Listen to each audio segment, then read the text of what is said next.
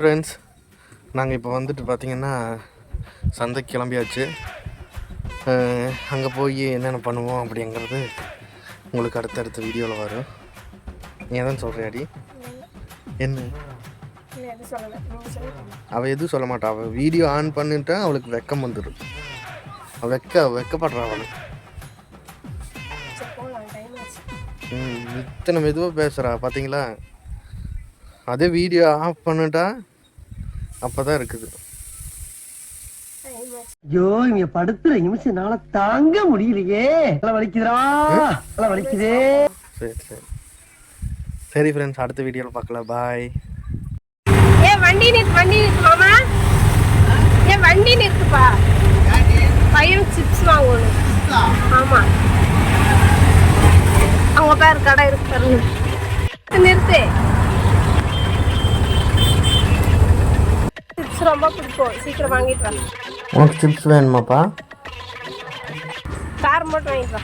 காரம் போட்டு வாங்கிட்டு வரதா? காரம் போட்டுங்கடி குழந்தை திங்குது. சாப்பிடுவேன், நீ சொல்றது மாதிரி செய். உனக்கா பையனுக்கா? பையனுக்கு நீயே புள்ள தின்னுக்குற.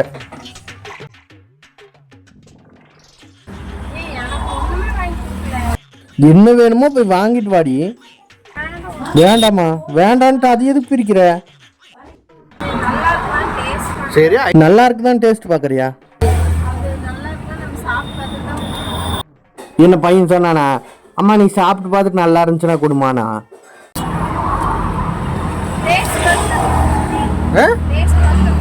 டேஸ்ட் பார்த்துட்டு அப்புறம் கொடுத்துருவியா?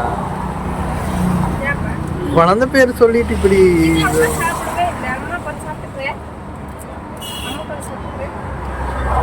வேண்டாம் சொல்லு.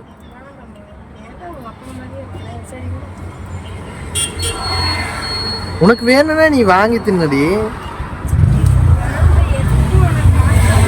இல்லைன்னா நீ எனக்கு செலவே வைக்கிறது இல்லை.